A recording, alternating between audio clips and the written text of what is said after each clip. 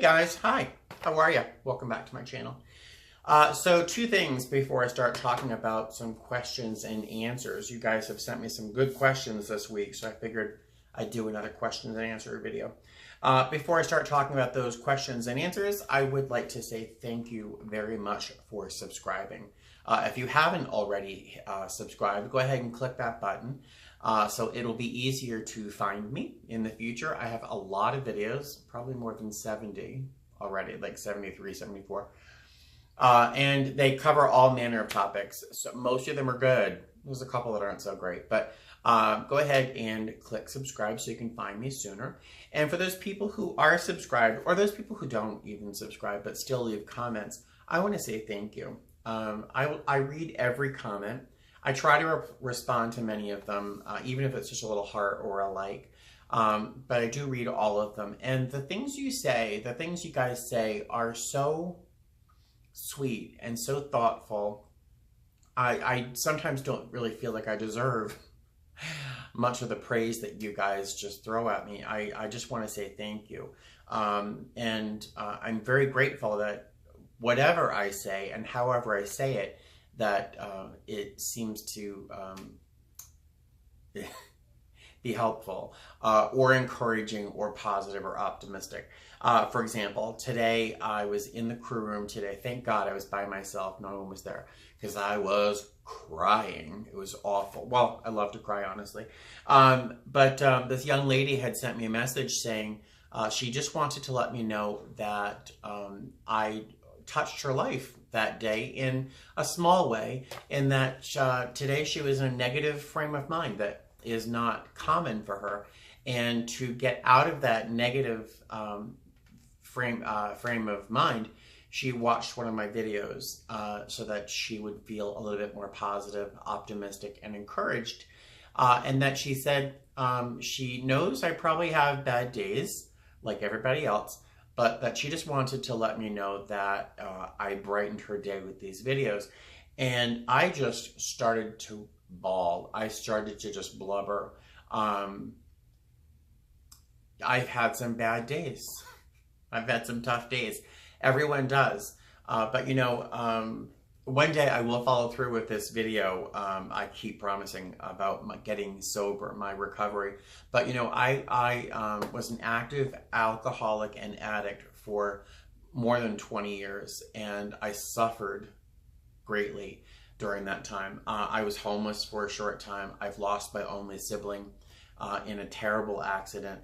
I've had very, very bad days, and I was not always a very nice person. For many years, I wasn't a very nice person. And I've spent a lot of time and effort trying to become who I've always wanted to be. And I'm close to it. I'm really kind of close to being the perfect me that I can be in this world. And that some of you have told me and been very nice. Oh, sorry, there's a fly in my apartment. That you've been very nice, and the things you've said have been very supportive and very sweet. You brighten every one of my days when I get your email. So thank you very much. I really do love you guys. I'm going to start to get emotional. So let's just start answering questions, right? All right. So the first question, do I ever work first class or fly lead? So I am going to fly lead most of this next month. We got our bid awards today, and I found out that I am the most senior person on my crew, my working crew, this month. And so I will probably choose to fly lead most trips. If I'm really tired one day or whatever, I might choose to fly B, mid-cabin. But for the most part, I do expect to fly lead this month. I really like flying lead. Do I ever... Oh, this fly is driving me crazy. And do we ever work first class? We don't have first class on my planes, on our planes, I should say. We do have big front seats up in the front. And when passengers come on board, when our guests come on board, they'll frequently say, oh, gee, how do I get bumped up into first class? Oh, my God, there's a kamikaze fly in my apartment. Do you see it? It's driving me crazy. Yeah, it's like all around these lights. But they say, how do I get into first class? I say, well, you're all in first class. If you're on board our planes, you're on first class. What do I need to do to brighten your day, you know? So we don't have first class, but I do fly lead. Do we make mixed drinks like margaritas and Long Island iced teas? So we do sell these things called buzz balls, which are pre-made mixed cocktails. One of them is very much like a margarita. We don't sell Long Island iced teas. I don't anticipate ever seeing a Long Island iced tea on board because those are just a little too powerful for consumption on an airplane. You don't want someone having a couple of those on board an airplane. That would just be a dangerous thing. We do sell hard liquor like whiskey, bourbon, vodka, things like that, and lots of mixers. So if someone wants a mixed drink, we can certainly sell those drinks and make those drinks for them.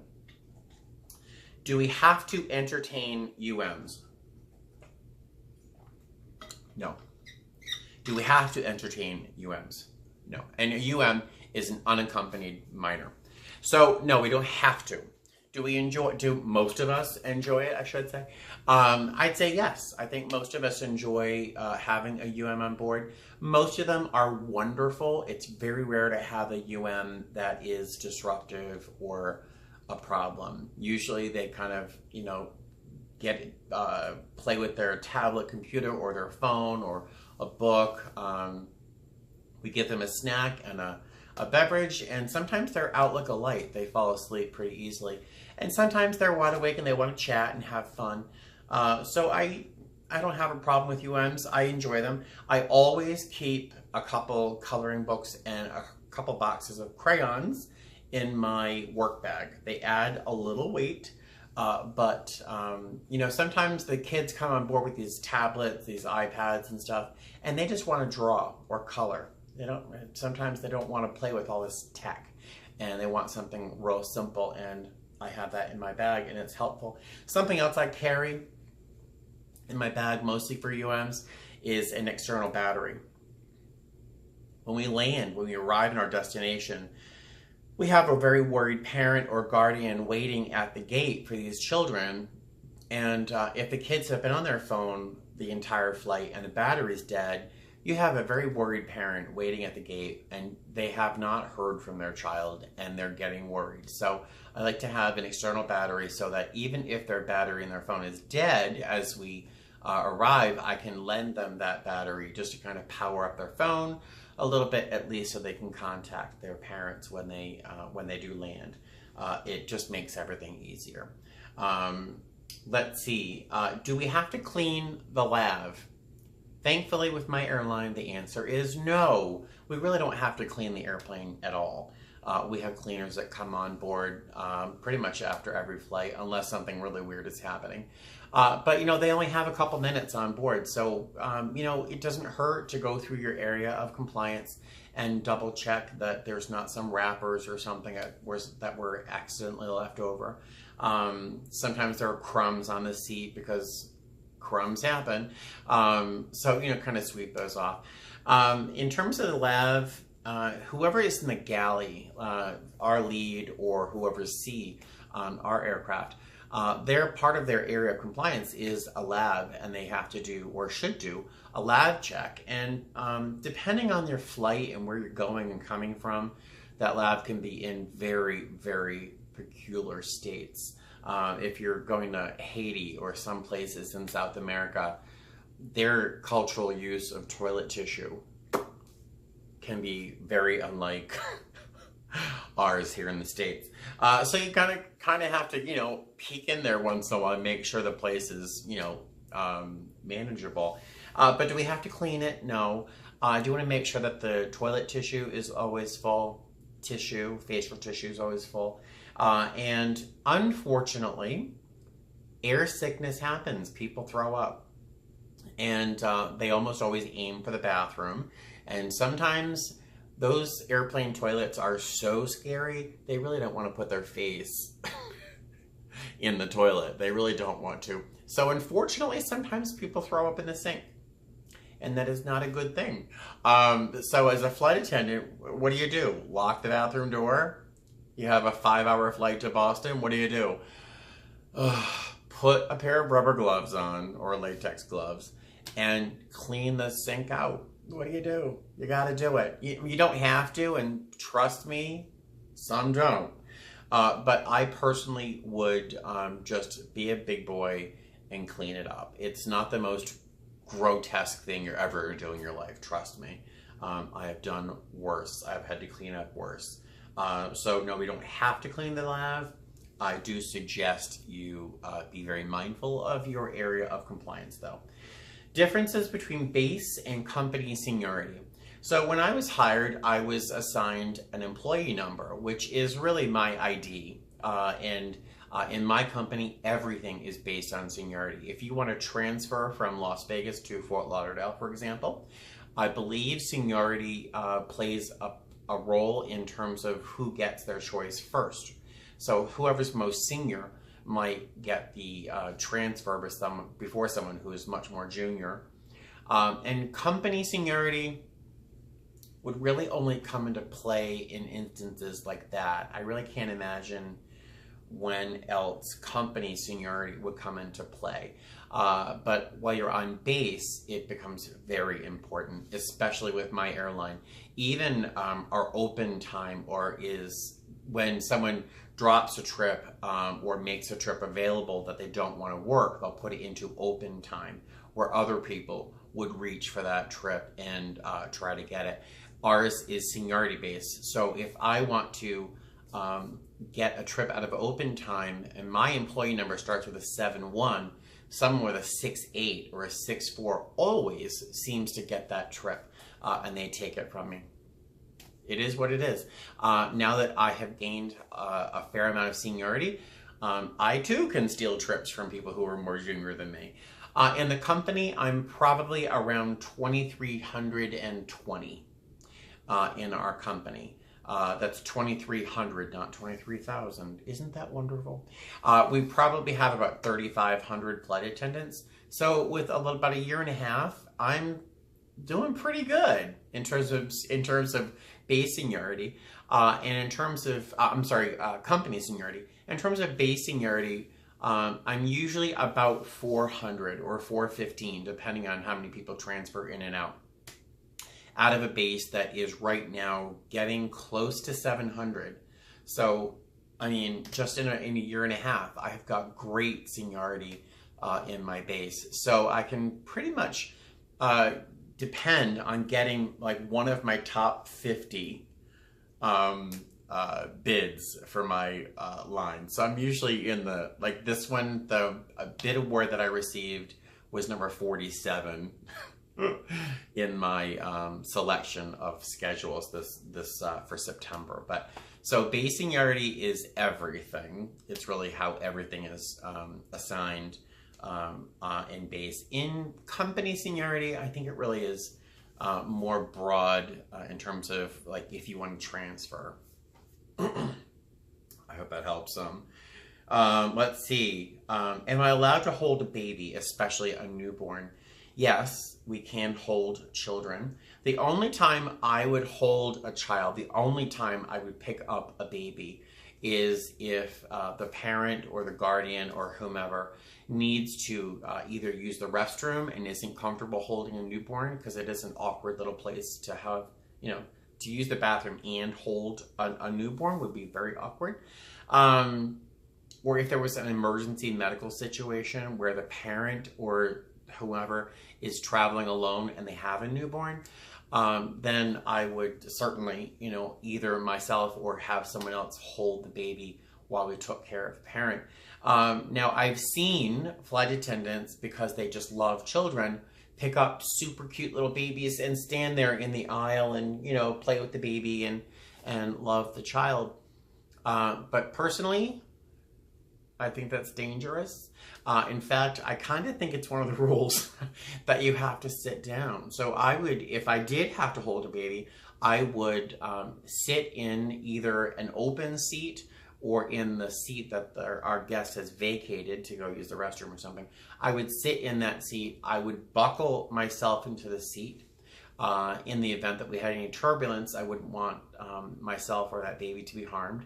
So I can hold a baby. I would do that in a seated position. I would never stand in the aisle with a baby, and I certainly wouldn't walk up and down the aisle to calm a cranky baby, you know.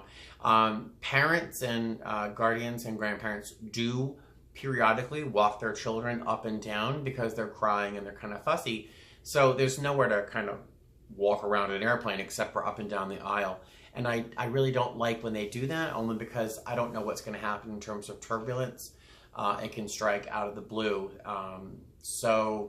But what do you do, right? You can't stop them. So the answer to that question was given. Let's move on. What CPR and or AED certification is needed for a flight attendant?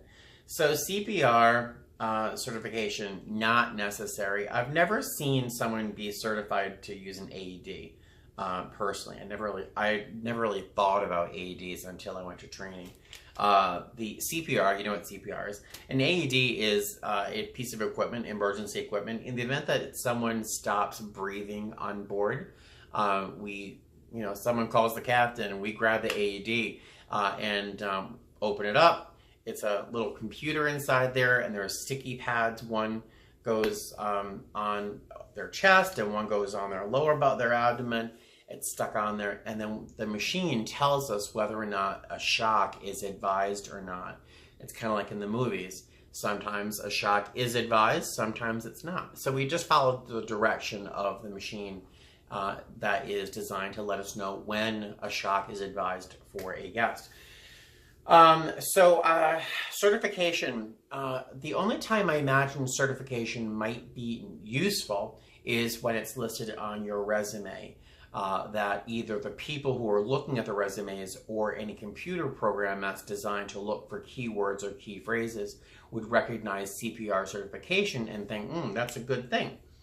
But the weird part, or the difficult part, is if you've been trained in CPR, you may have been trained in one style or type or process of CPR, and you may learn a different process on how to do CPR while you're in training.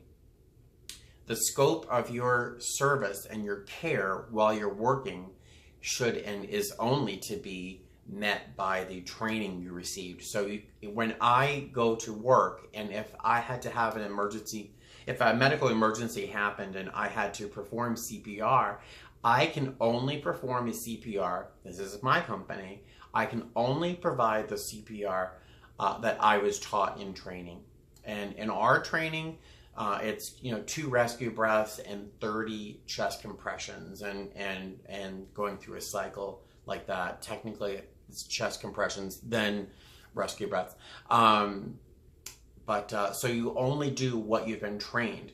If you learn CPR elsewhere, like the Red Cross or something, and they have a different style of CPR, your company will tell you what you are allowed to do. In my company, we're only allowed to do what we were trained in training. If I were to do something else and something unfortunate happened, I might be held liable. Who knows? There's a fly. Did I mention the fly? There's a kamikaze fly in my apartment. Are flight attendants allowed to wear a smartwatch on duty or in training?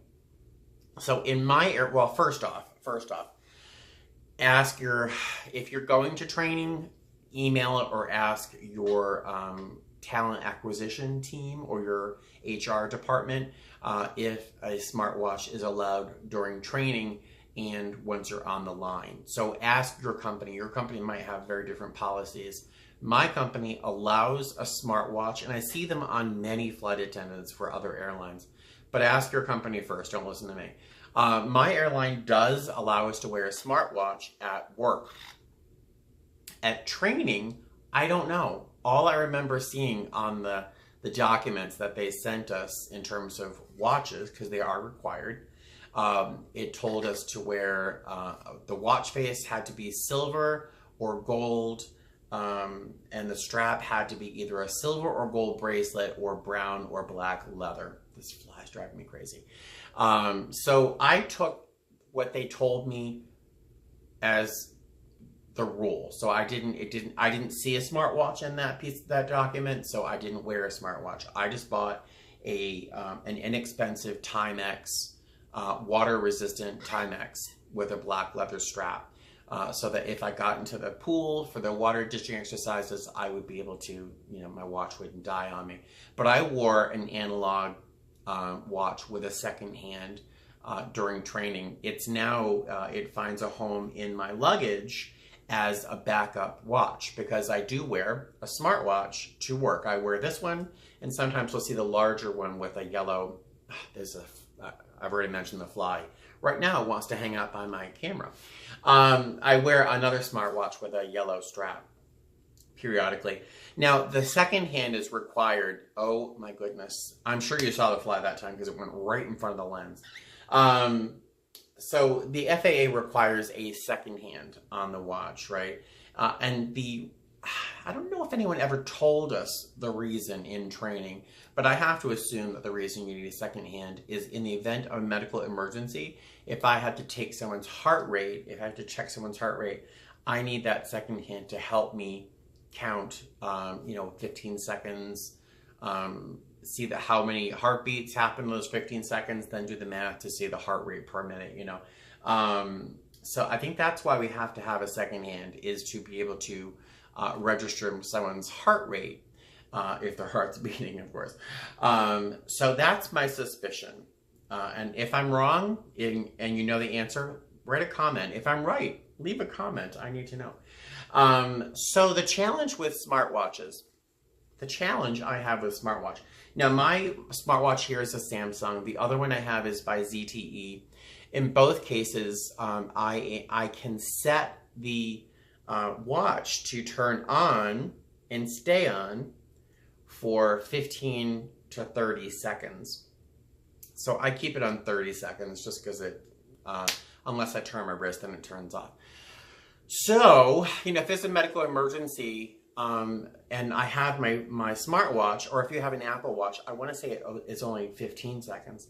If I'm trying to capture someone's heart rate for a report or for a doctor's, as an assistance to a doctor, and my smartwatch face turns off while I'm counting their heart rate, we're all screwed, right? God, this fly.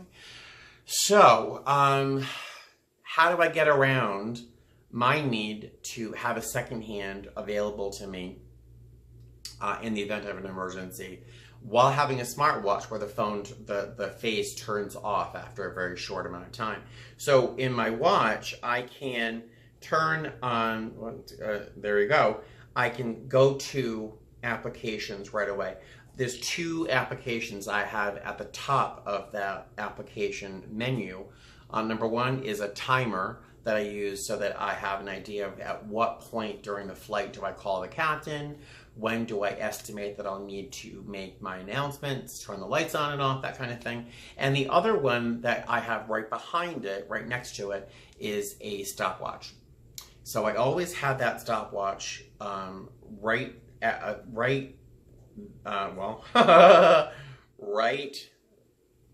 gosh, why won't it do it? There we go.